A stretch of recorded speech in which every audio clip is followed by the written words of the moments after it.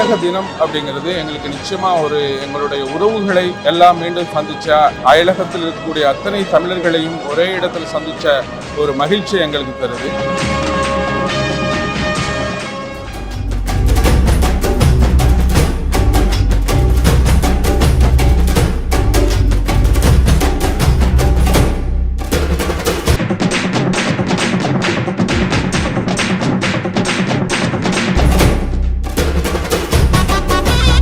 வெளிநாடுகளில் வாழ்ந்தாலும் நம்ம தமிழ்நாடு அரசோட செயல்பாடுகளை பத்தி உங்களுக்கு தெரிஞ்சிருக்கும். என்னுடைய ஸ்டைல் சொல்லல்ல செயல். அப்படித்தான் கடந்த 3 ஆண்டுகள்ல இதுவரை இல்லாத அளவுக்கு சாதனைகளை நம்ம திராவிட மாடல் அரசுல செஞ்சிருக்கோம்.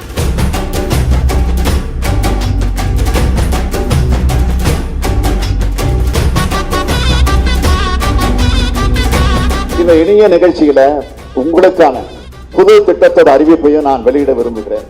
வெளிநாடுகளில் இருந்து நாம் தாய்மொழி நாட்டுப்புற கலைகள், தமிழ் பன்னிசைகளை அயலகத்தில் வசிக்கிற தமிழ் மக்களின் அடுத்தடுத்த தலைமுறைகளுக்கு நேரடியாக பயிற்றுவிக்கணும் என்று கோரிக்கைகள் வந்த வண்ணம் இருக்கு. உங்களுடைய கோரிக்கைகளை தீர்க்கிறது என்னுடைய கடமை.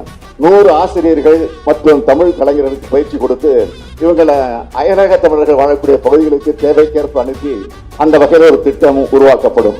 இதுக்காக ஆகிற செலவை அனைத்தையும் தமிழ்நாடு அரசே இருக்கும். இதுக்காக 10 கோடி ரூபாய் நிதி ஒதுக்கப்படும் என்ற மகிழ்ச்சியான செய்தியை இந்த நிகழ்ச்சியின் வாயிலாக நான் அறிவிக்கிறேன். நீங்க எங்க இருந்தாலும் தமிழ்நாட்டில் உங்க சகோதரன் இந்த முத்துவேல் கருணாநிதி ஸ்டாலின் முதலமைச்சராக இருக்கேன் என்ற நம்பிக்கையோடு வாழுங்கள்.